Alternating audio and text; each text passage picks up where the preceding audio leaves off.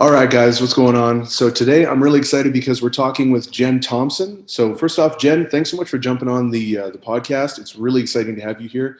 Do you want to start off just by telling the listeners a little bit about yourself, or maybe those who don't know about you? They don't know about me? No, I'm just kidding. Exactly. Well, maybe some of the newer ones. I've been around for a while. I started lifting in 1999. So I've been doing it for many years. And in that time, I've won IPF Classic Powerlifting Worlds 4 times. I've won the Equipped Bench Press Worlds 4 times, and I've won the Classic Bench Press Worlds 3 times for a total of 11. I currently hold the classic bench press world record in the 63s with 319 pounds, which I don't know if you guys are in kilos there, but I think that's 142 and a half, maybe, or 143, maybe. I think it's like 145. 5. Okay. And still 20 years later, I'm still terrible kilos. You would think I Yeah, would be better by now, but I am not. But so I've just had a long career, broken the world record 68 different times, held the total record a few times. So, um, yeah, I mean, I'm a mother, I'm a teacher, all that good stuff. that's awesome. And who coaches you? Oh, my husband does. We sort of coach each other. So he's also a competitive powerlifter. He's taken third at the Masters Worlds a few times. He's won the bench press nationals a few times in the equipped. He's a equipped lifter still. So we started off equipped because that's all there was back in the early 2000s. So I was a equipped lifter in the earlier days, and then was happy to jump right into raw. That's awesome. And so, not too long ago, and this is kind of what I wanted to talk about as the main focus of this conversation, is you experienced a fairly serious injury, and it's taken you a while to come back from it. But I mean, I think it was like maybe a couple of weeks ago where I saw you doing deadlifts for 300 and something for like 15 reps. Yeah, it's Pretty coming good back reps. nicely. Yeah, Been and a little bit of a long road, but COVID has actually been a little helpful for me because it's given me some time to recover. yeah, it's funny because it really has been sort of like a double-edged sword. On the one hand, there's like all this time, but for an athlete like yourself, you can kind of dedicate a little bit more resources to recovery and to just kind of de-stressing and things like that. So, It made it a little bit not so stressful. Like there was no time crunch to try to hurry up and rehab and get better um, because there's nothing to get better for. yeah, yeah, exactly. Actually, it's funny because like I had two meets for some of my athletes canceled. One of them was literally the night before, like they had already weighed in. I got an Oh, email at like 12 in the morning or 1 in the morning, just being like, "Yep, canceled." And it's just like, oh, seriously. too bad. Um, Well, the last meet I did was sort of one of my comeback meets was the South Carolina State meet last month, and literally 2 days before the school shut down, and that's where it was at. And thankfully, they were able to scramble and find a CrossFit that would let them have it. So they're able to actually have it, but it was like touch and go for a while. I was like, oh my gosh, yeah, yeah. Well, you just see, don't know right now. exactly. Yeah. So I've got a meet in April, but you know things are all locked down, so we have no idea if that's actually going to go. But Right. Oh, you can still train, I guess. So it's pretty good. sure. Doesn't hurt to get stronger. So I want to talk a little bit more about your injury. So what actually happened? Well, it was sort of like a string of things. In 2018, I had to have hip surgery. I had my labrum was torn. So they had to go back and they had to suture up my labrum tendon.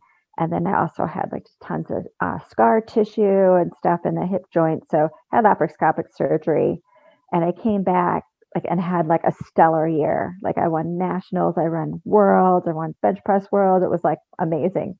And then after that, I had nationals and I lost on body weight for the first time ever in a 3 lift meet, which was it was going to be my national title number 10.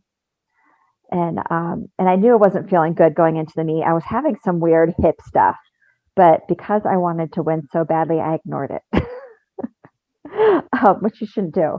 But I was like, I'm just going to go do it. And even on like, it was not the greatest day, but we tied. I lost on body weight. So then I was really hungry to come back at the Arnold and take her on again. and I was deadlifting and something felt wrong in my glute. And so I kind of tried to take some time off and come back and try to heal it while training, which doesn't work.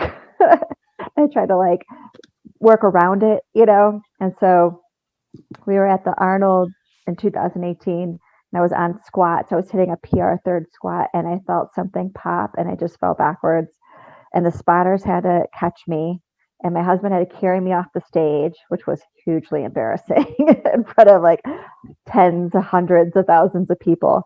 And so I tore the obturator muscle, which is kind of the muscle that makes you move your foot in and out.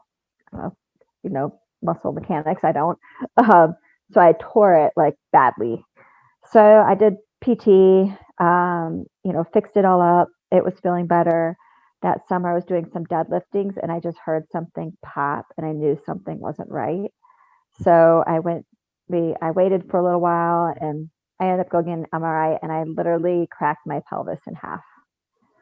Like there was a stress fracture there from when I tore my obturator and no one really recognized it. And so it never really healed. And literally I had space like cracked through and through.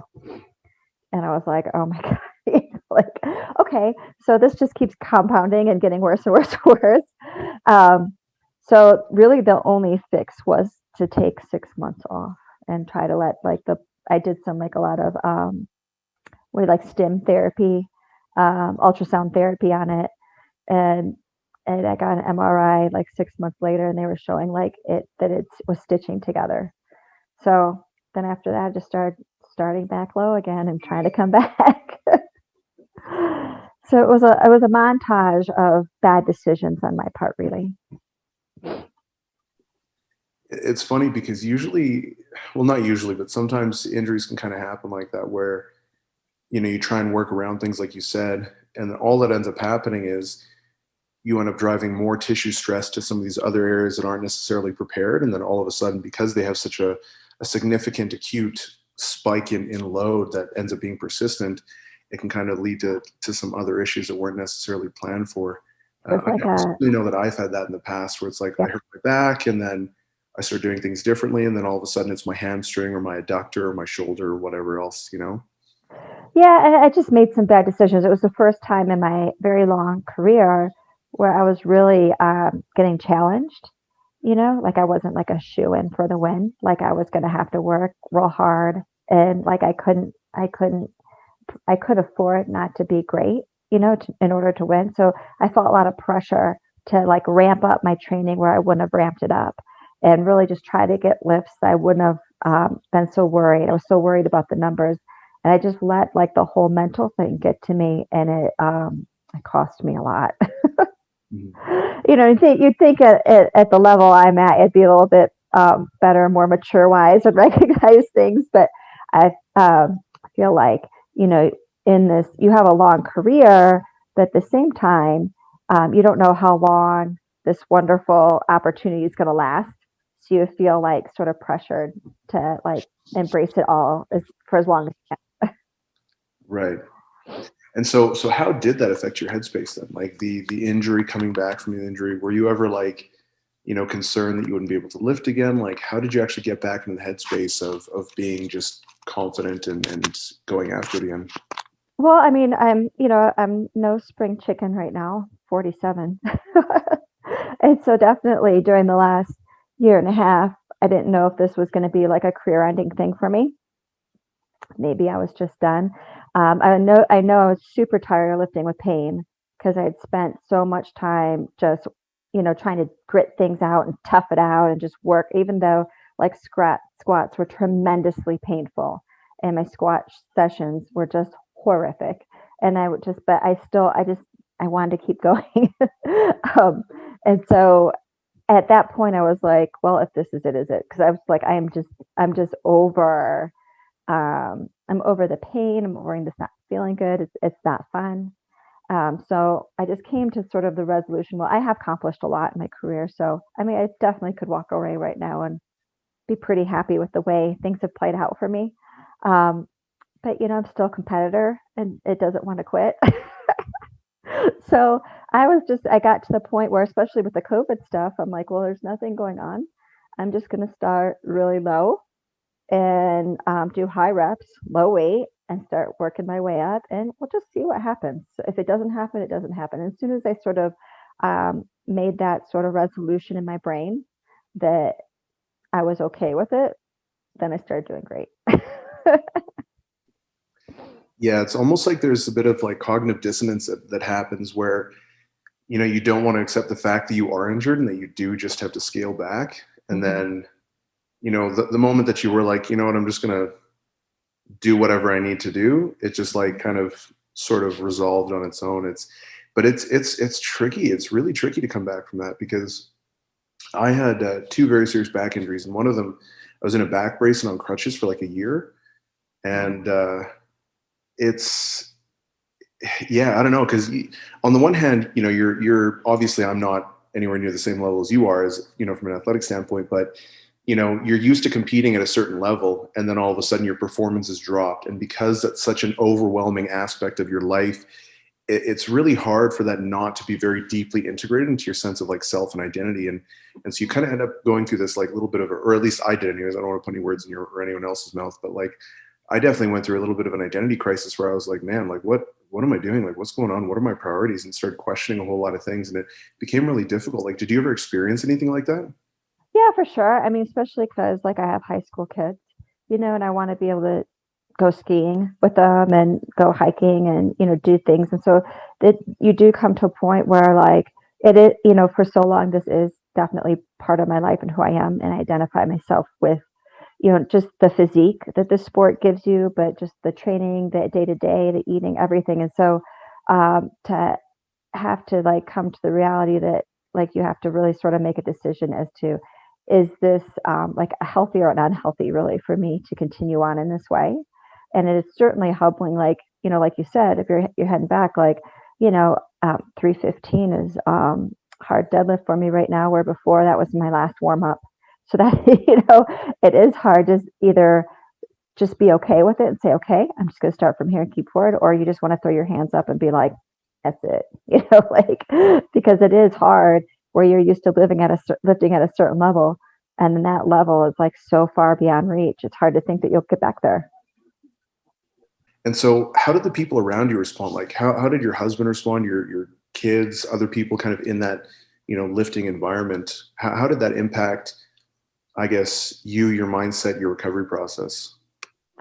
Um, I mean, I have a group of probably, I mean, it depends on the day, but 5 to 8 people I live with every day that are my friends, that are also powerlifters. Some are just like to keep in shape, but we have sort of this good little community going. And my boys, like, anytime I hear, like, their voice always sticks out to me. Like anytime I'm training or I'm in a powerlifting competition, I can always hear them. So it is really like I can hear them going, "Come on, mom, you got this." That, like, to me is like, all right, I got this. If they think I got it, I can do it. My husband and I mean, in the beginning, like, we were trying so hard to get back, I was getting frustrated with the whole thing, and then we just kind of had to make a plan. Like, we've always been really good about planning out. I think you feel better when you can sort of map out things. Okay, well, nationals isn't for a year now. Let's look at let's make a long-term goal, long-term plans. And when you kind of put it in that perspective, it doesn't seem like such a huge mountain to climb to get back. So he's my voice of reason. He takes the emotion out of it, and he's the planner. So he def he helps a lot. Basically. Yeah, I think it's really, really great that you had such a supportive environment. I think a lot of the times, especially if maybe the people around you aren't necessarily as well inducted into that kind of lifting culture, they can end up being a little bit more scared because they don't necessarily know what's going to happen. They see someone lifting an incredible amount of weight, and they're just like, oh my God, like, you're going to die again. And they can kind of almost put that fear in you. And Yeah. I mean, you already have that fear because you experienced the serious injury, like it wears you. Because I mean, fracturing your pelvis is serious. Like, that's a big deal, But I mean, you seem to rebound from it pretty incredibly. when I saw some of the lists you're putting up, and like, I don't know if this is I saw you do over 300 recently. Am I mistaken? Yeah, On the yeah. bench press? I did. I deadlifted over 300 for a bunch of reps. Bench press, I just did 225 for a bunch of reps. Oh, I hit over 300 in the last meet I did. I broke it would have been the world record, but I broke the bench press record in the bench. I think it was for the three lift.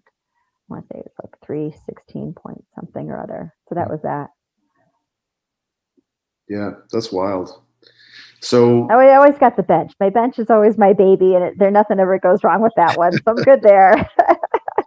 yeah, it's so crazy too because the whole like 3 plate bench press thing is very much a gym bro kind of goal where it's like once you hit 3 plates, that's it. You know, women are going to love you, all the riches are going to come your way, and it seems pretty wild to see a woman of yours because you're in the 120 division, something like that. I'm in the 63s, which it's the weight class is 138.8 pounds. Oh, I okay.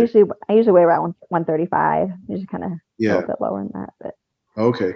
Yeah, that's freaking bananas because a lot of guys can't even bench that who weigh substantially more. So that's just ridiculous to I see. get really irritated about it. Yeah, I wonder why. Instagram trollers are yelling out the fake plates and everything else, and she's Yeah. on steroids, and there's just no way. But I don't know what to tell Well, you. yeah, you're definitely always going to get that. I mean, I remember when I saw Steffi Cohen, I think she pulled like what 545 for five or something like that. Mm-hmm. Or maybe it was 500 for five. I don't know. I don't remember. But I remember like that was the first time I'd ever heard of her. And I remember just being like, that is bananas. Mm-hmm. And I'm looking through the comments and like, I was so shocked at some of the stuff that people were saying. They're like, oh, whatever. She's using a deadlift bar and like, oh, she's using straps. And I'm like, are we looking at the same thing? Like, there's like two different sessions going on. There's the people like, holy crap, that's awesome. And then there's the naysayers. And those are usually the people just aren't real comfortable with themselves and they got to find some reason why they can't do it or this other person could, like it's just, yeah. I don't know. It's just nature of human beings, I guess. Yeah, I definitely can't imagine any like serious and experienced lifter saying something like that. It just seems so ridiculous because I feel like they would have a really good appreciation for just how rare something like that is. Yeah. Like pulling something like that and then also benching the weights. Like I don't really follow a whole lot of weight classes, to be honest, outside of like 125. I've got like a couple lifters, like I follow Yuri and some of the other people, but like for the most part, I don't really pay attention to too many other weight classes.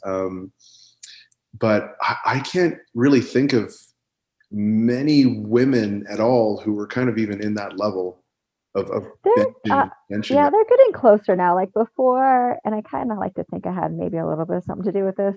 It used to be where, the bench was just sort of the rest between the squat and the deadlift, and powerlifting. Yeah. It was just a time off. But I think, like anything, once you put out that something can be done, then more people are able to achieve it. And so now women, like there's Italian girl, Carol Guerrera, and I think she hit 303 bench the other day. She has a pretty wicked arch, but still, and Daniela Mello can hit over 3 now raw. So, for at one time was like, it's like when they first brought the 5-minute mile or 4-minute mile, it was a big deal, but now lots of people can do it. So I think it's kind of the same thing. I don't know if they'll ever get up to exactly where I'm at, but I mean, it's definitely way closer, which I think is great for our sport, good for women's athletics. It's all good stuff. Yeah, that's amazing. So how did the injury, I guess, impact you outside of just lifting? Well, like the surgery, of course, was tough because, you're in crutches and things like that, and there's PT and all that sort of good stuff. Same thing with the broken hip. It was like you can't really do much. So, I mean, it's hard to watch your legs get so small, and I was able to do, I think after so many months, I was able to do like just some extensions and curls or something like that. But I mean, it definitely, even though like the bench press is a different ordeal, your bench goes up if you do legs. I mean, it's just the endorphin rush. It's just the muscle production, I guess, things like that. I'm not huge into science on that, but I know like my bench just kind of stalls if I can't get my legs, exercised as well. So bench suffers a little bit that way. But outside of it, it's just like it was a bummer because I could go skiing with my kids that year. Just you just have to always be careful. Like, should I be doing this? I have a broken hip, but it really didn't hurt as long as I wasn't exercising. Like that broken hip, I wouldn't even known I had it unless I try to lift weights or do something with it. So that way, it was really not that cumbersome. Well, that's lucky. Yeah. Well, so to speak. Yeah. Well, yeah. How you look at it. So, did you alter your diet or your sleep, or did you take on any additional recovery strategies or anything like that? Well, I always get a great amount of sleep. I love sleep. I get naps like every single day. Like my world revolves around me getting good sleep. So I think that definitely helps for rest and recovery. Other than that, just trying to eat more clean, trying to eat good meals, lots of veggies, things like that. But I'm a pretty good eater anyway, so I didn't really need to alter too much stuff. More of it was just making sure I wasn't putting on extra weight because I wasn't be able to exercise, the way I like to. Right. And so did you have any sort of like approach right now, or maybe, something kind of going on in the back of your head to potentially manage or mitigate any sort of potential risk for injury in the future? Or is this kind of something you just see as like a one-off? I hope, gosh, I hope there's no more after this because I've had my share. Most of it is just like when I'm training, not making big jumps, sticking with the plans, really paying attention to how it feels. A lot of it is, you have to be okay sometimes not finishing your workout or dropping down the weight and just getting in some light sets, which is hard to do, when you're training for something, but you have to sort of be okay with that.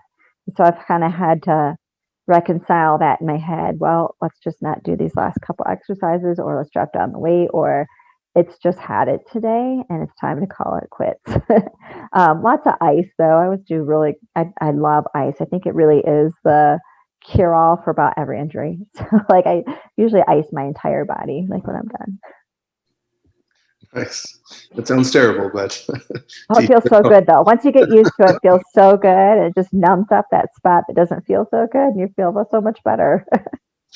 I will say this, like before I moved to Canada, I remember we would all take like cold showers, I can't do that one.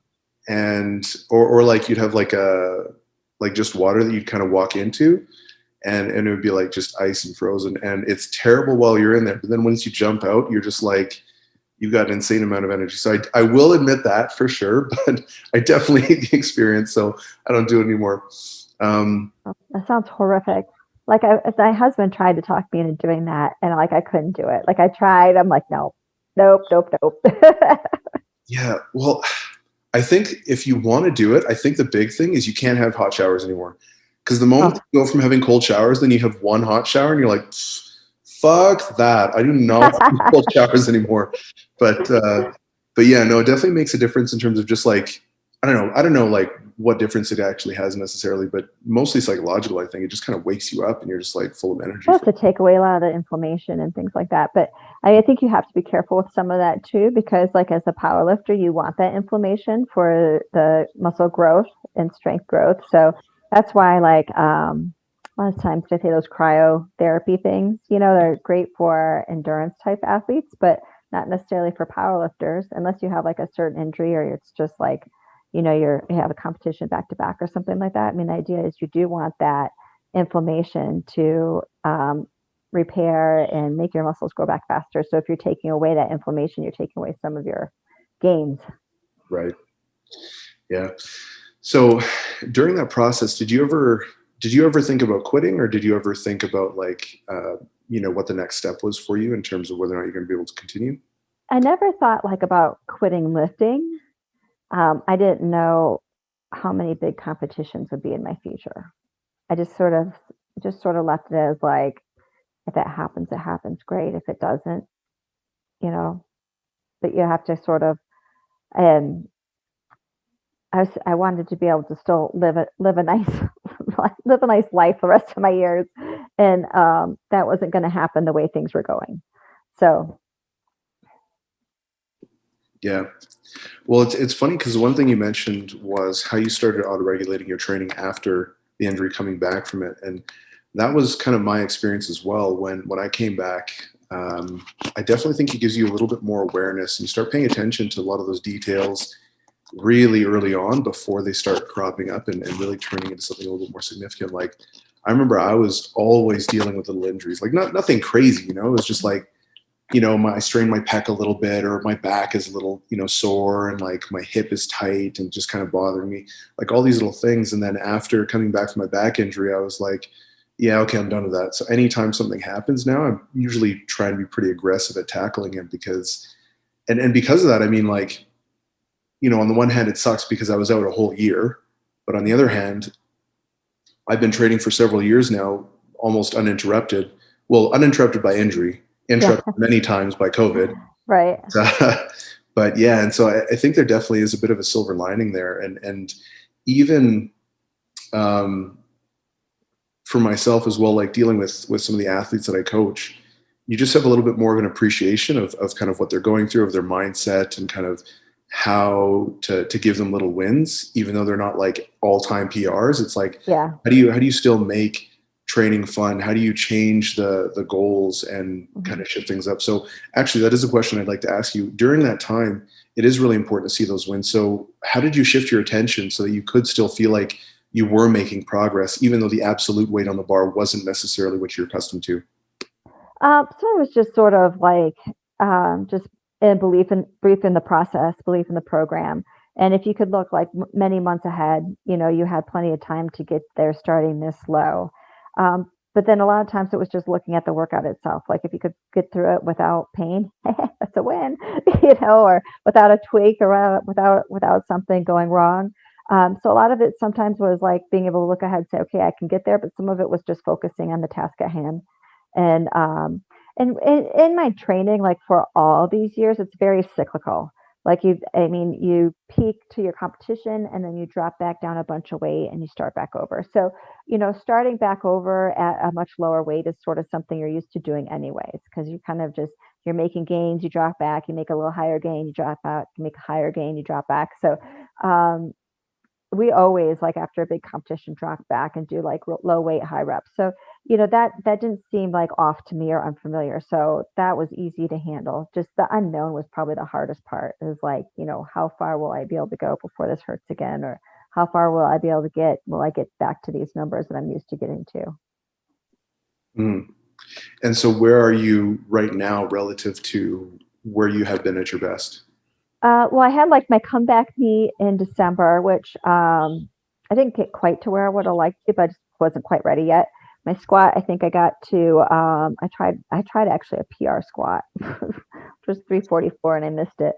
Um, and then deadlift is still probably about 40 pounds below. So I basically, like, I was able to get myself back to what my second attempt normally is, which was my third attempt. So, and then a bench, of course, was great. So, but it did give me, I knew I wasn't going to be you know, I wasn't going to be doing anything huge, although even though I did try that PR, I knew I wasn't quite exactly, but it just gave me hope that I definitely can get into those numbers again. I definitely got into the 400s in my deadlift, which I wasn't sure if I'd get back there. So that was like a plus.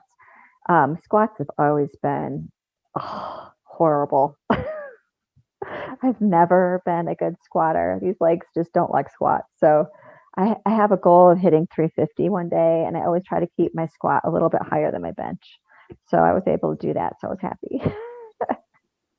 Yeah, well, we always have that one lift that just does not seem to Oh, go. I just cannot. Like, Yeah. oh my God, so frustrating. I work at it so hard. It's just like my bench is good, my deadlift is pretty good.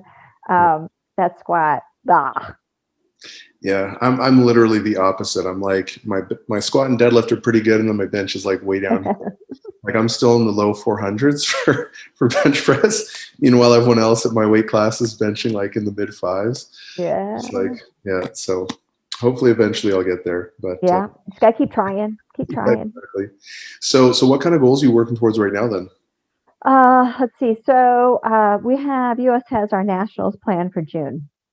And it's in Florida, so it most likely will happen because Florida tends to have no rules. So I think that's why they planned it there, was because they've just been like open and carefree since this whole thing anyway. Um, but it is like on a much smaller scale, because even though Florida is pretty open, USA Powerlifting is real on their like limited amount of number of people that can do it, and wearing the mask, all that sort of stuff.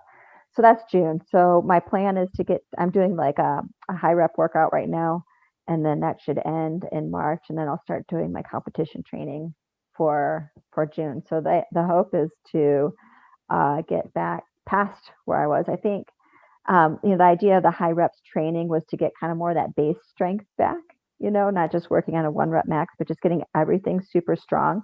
And you're able to do way more under less load. It's kind of a relief for your body to use a less load, but then you're really getting strong and pushing yourself by the amount of reps you're doing. So like in this workout we're doing right now, every third set is for AMRAP. So you're just going out, like getting out as many as you can, like on that third set, and it's killer. And your body is so stinking sore like every day. But I don't know if you're a power lifter, when you can't walk the next day, you're like, yes. It does feel yesterday. Good. It does feel good. You go to like pick something up off the ground and you're like 7 seconds just to bend forward. Yeah. We had a squat day yesterday. I did 240 for 10, my last set.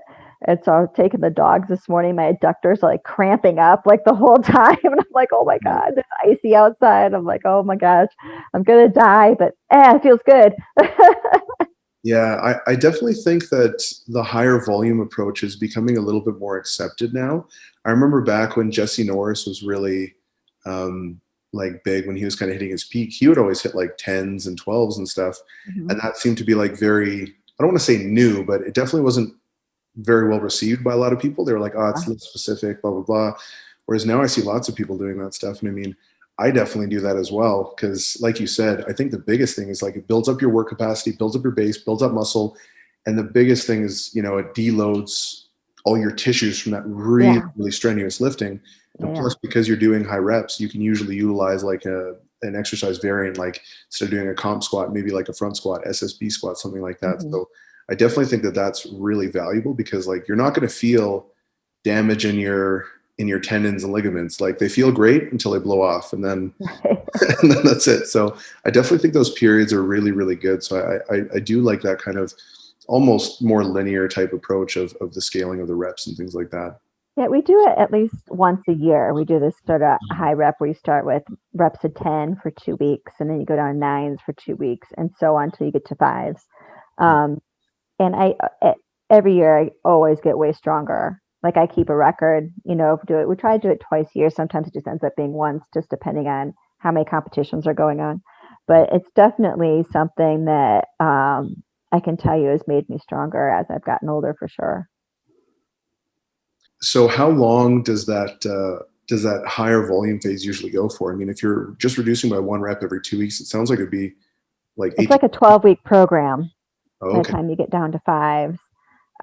So I mean, it's rep heavy in the beginning. It's all done by percentages. You actually put in your numbers in the beginning, and so you know exactly the reps and weight that you're doing every single week for 12 weeks.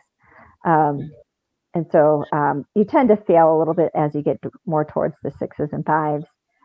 But with the higher reps, you're able to really hit them all, and then some on that third set. So it's a high rep, but then you are getting down to, 5s, which I don't know, it still seems like a lot of reps to me.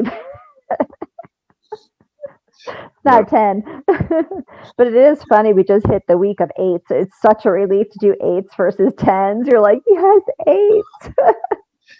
Yeah, your perspective definitely shifts, because I take a similar approach with my athletes. Like I'll use, I find a lot of the kind of higher intermediate, more advanced athletes anyways tend to do fairly well in like almost like an alternating approach. So we've got like a heavy week followed by, more voluminous week, and then heavy, light, things like that. But hitting like a 10 RM, I'll get some of them to hit like 10 RMs or 8 RMs or whatever. And then the moment they drop down, even by 2 reps, they're like, oh my God, this is heaven. Even if it's like, they're still doing like Yeah. 8 reps. It just is so much better than doing those extra two. Yeah. It By the doesn't seem time you like get it to the would be, four but reps, you yeah, definitely feel it for sure. yeah, you become very grateful for having to grind out really heavy weights. But we always go beltless too till we get to eights. So we're always pretty excited. You can throw on a belt at eight. You're like, yes. No, that's that. I like doing the same thing actually. It really gives you a boost once you toss on the belt. Like your power is just so much. Yeah. Yeah, It's amazing difference. yeah, that's awesome. So coming back to, I guess your mentality through this whole like rehabilitation process, getting back into competition, almost breaking some new records for yourself, and then coming back and hopefully actually breaking a lot of those PRs or those individual PRs. Um, how do you think your previous competitive experience really influenced your ability to kind of persist through all of this? Certainly, like definitely the years of experience have made me mentally strong. Like I'm pretty mentally tough, especially in the competition. And that's definitely been my advantage a lot of times is that like I'm just confident. I don't let things get in my way. I don't let worries get in my way. I've always been a big risk taker as far as taking attempts and going for stuff. So that's always been like a positive for me. But I think that comes with time. It definitely wasn't in the beginning. It was a complete wreck, when I first started competing. But now I think with just all the different experiences and being on a stage in front of hundreds of thousands of people and traveling across the world to different competitions and things like that.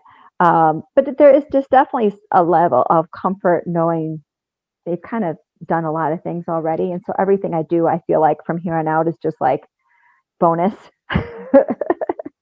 So I would really I'm really hoping this June, that I'll be able to come back and I really want that number 10. I've got 9 national titles and I really need double digits. So that's sort of my goal. I hope I'll get there.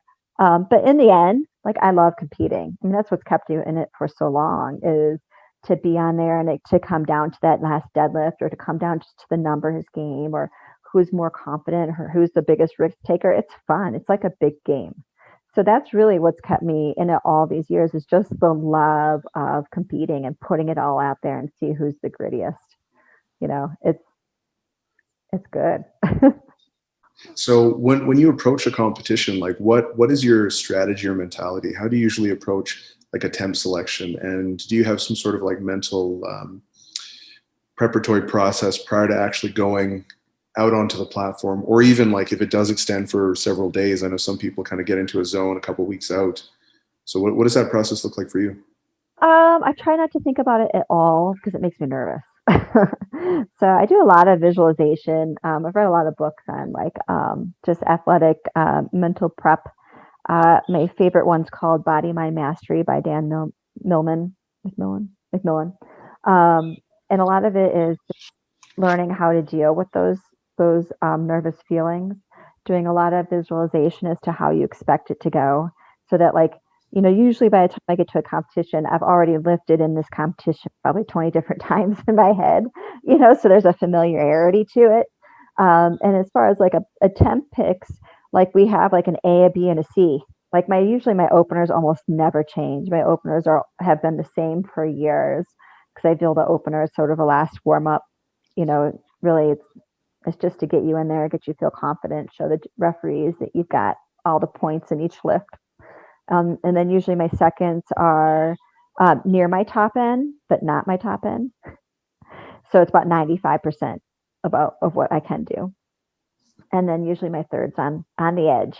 And I have an A, B, and C because usually you just never know how you're going to feel that day and what's going to happen. And, usually there's some sort of weight loss or gain or whatever, different food, there's travel, there's all that sort of stuff. So I really don't ever really know like how great I'm going to feel that day until I get out on that platform. So I have several scenarios going and we just sort of pick which one we think. And sometimes we go in between each one. So but I mean, I love being back there with the girls. And the one thing about powerlifting is like everyone's so supportive of each other. Although you're all competitors, like I've never really experienced any nastiness from anybody. You're back there, you want to win, you're putting it all out there in the line. but you're also back there high-fiving everyone and having a great time. So I think that makes it fun also. There's definitely that competitive component as well, but I do think that because it is a solo sport, there's a little bit more appreciation between lifters for like what it takes to go out there. And I can't remember who I was talking with about this, but just the psychological aspect of lifting, like when you see your competitors are really on their game, it like brings you to another level. You know, I mean, how many times have we seen? For me, the number one example of this was, I can't remember what Olympics it was, but it was Ilya Ilin, and he was like head to head with a bunch of, I think like 4 different guys, and in 4 sequential attempts, they all broke world records. and then Ilya Ilin came in again, and he took a number that was like, I think 15 kilos past anything he's ever done. And he just smoked it. And everyone was like, what the heck?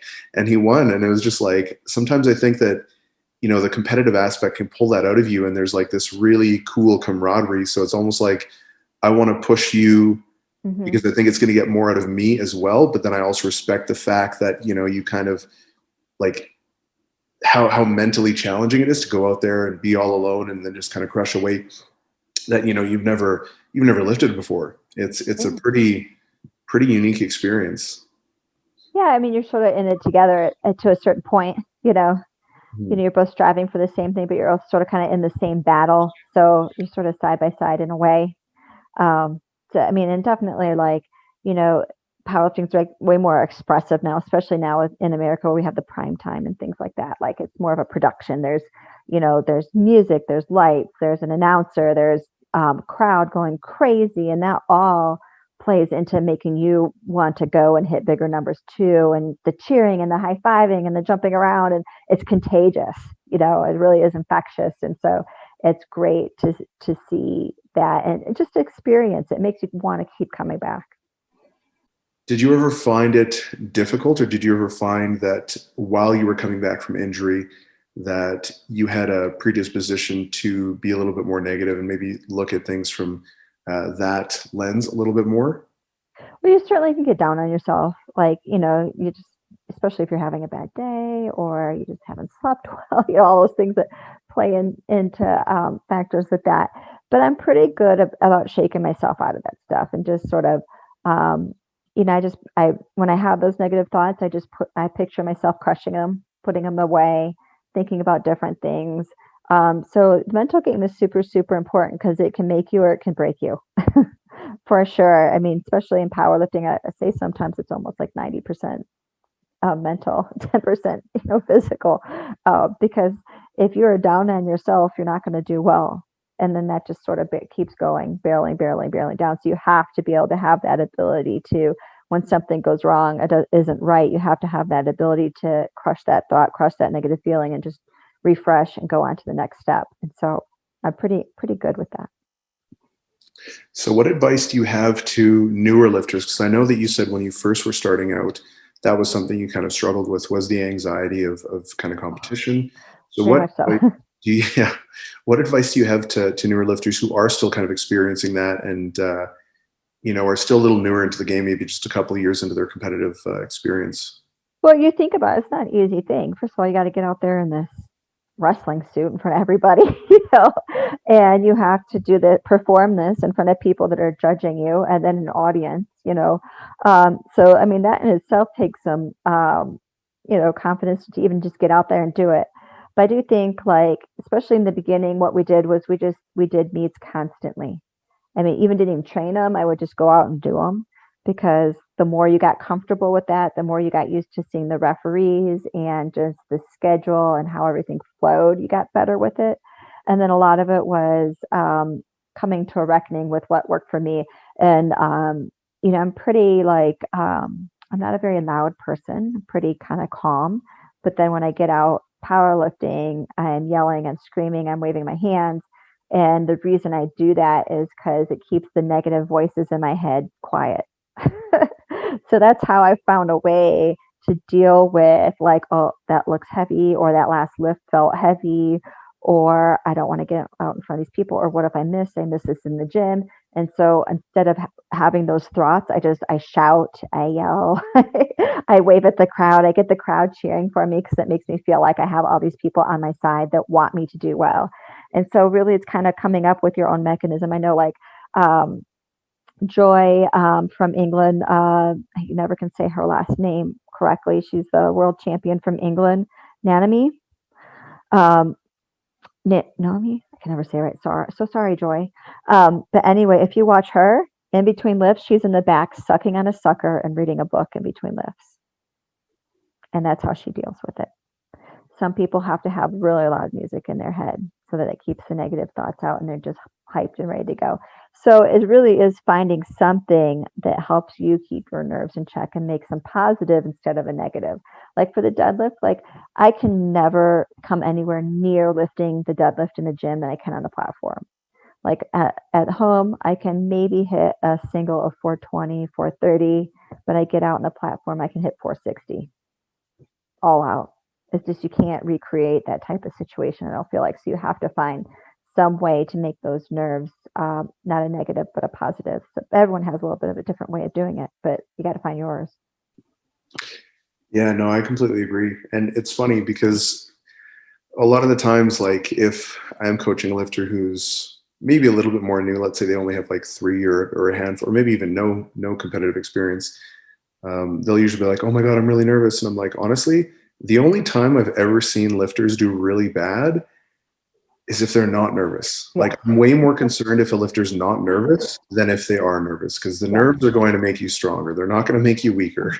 It's Right. like Everyone always asks me, they're like, "You surely don't get nervous anymore." I'm like, "Oh my God, I am nervous before the weigh-in. I am nervous before we get going. If I actually think about it, I get nervous, you know." So they're always there, but that's a positive, not a negative, I feel like. yeah, 100%. And I think it's like once you come to that realization with yourself where it's like, hey, this is normal. It happens every time. Everyone experiences this, and this is actually something that I can utilize, like Yeah. a tool.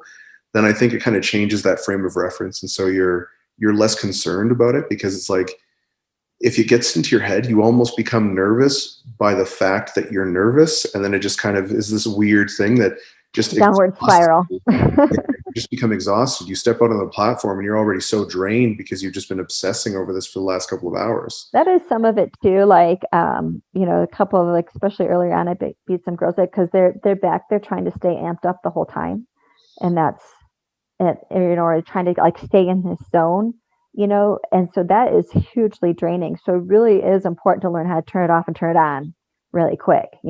Get yourself amped up, go out there, and then leave it there and rest, and then go. That is a good point. Yeah, I remember when I was boxing, I would be so nervous that I would literally go to sleep. I wouldn't even do a warm up before a fight. I would go to sleep and I would just nap. And my sister would tell me about 5 minutes before I had to walk out. And so I'd get up, do a couple of jumping jacks, then I'd go out there cold, because if I warmed up, sure, I'd be physiologically prepared, but then mentally I would just screw myself over. And I would actually have to go out there and like I'd put my head out, and so you could like hit me a couple times and I could feel it. And then once I felt it, then I'm like, all right, cool, we're in this. But if I did it any other way, I would just be so anxious, I can remember it was back in the equip days, and it was a girl that I went against all the time, and we were friendly. We always joked and laughed, and it was good. But this one particular meeting, it was in nationals. Her coach decided to like put her in a corner. He wouldn't let me talk to her. Like he blocked her off, and then she would just sat there and like was just like frowning and like rocking back and forth and just like trying to like stay in this zone. And she had probably the worst meet of her life. Like she like dropped the deadlift, rocked forward, rocked backward, because I think by the time she got to it, she was exhausted, because her coach was trying to keep her in the zone and focused. But what he didn't realize is you can't do that for three sessions of lifting. Yeah, I usually try and tell people like, hey, just take it easy. If you have friends, honestly, go and talk to them. Just have fun, relax. You only really need about a minute to kind of get into that position. You're already super nervous. You don't need to get into that state because you're already there. You kind of need that distraction. Yeah. I'm usually back there cracking jokes, or we're telling stories or anything to sort of just keep your mind off of what's going on until you have to. Yeah. Awesome. Well, we're coming up on that hour mark, and so I definitely want to be respectful of your time. Before we end off, where can people find you, Jen? Oh my gosh, I am all over the place. I have a YouTube channel. It's 132 Pounds of Power. So I've got a bunch of tutorials and just fun stuff like that. I just started doing TikTok, which is so much fun. I've actually really enjoyed doing that. But all my social media is Jen Thompson 132. So I have Instagram and TikTok and Facebook, things like that. And then we do, I don't know if you know what Twitch TV is, but do you know what it is? No. Okay. So it's like a streaming, it's live streaming. So actually live stream our workouts on Twitch TV. So you could actually get on it and like chat with us while we're working out. Oh, that's cool. Yes. Twitch.tv, Jen Thompson 132. So it's all my stuff's on my website, which is 132poundsofpower.com. Okay, cool. So all that stuff's going to be linked up in the show notes, guys. Definitely go give her a follow. Check out some of her stuff. She puts out a lot of really impressive lifts, some great content on a regular basis. Also, if you liked the episode, make sure you give it a 5-star review, comment, share it with a friend. It helps me keep getting awesome guests on the podcast, as well as just put out better content for you guys. So Jen, thanks so much for jumping on. It was awesome chatting with you. Thank you for having me. I truly enjoyed it.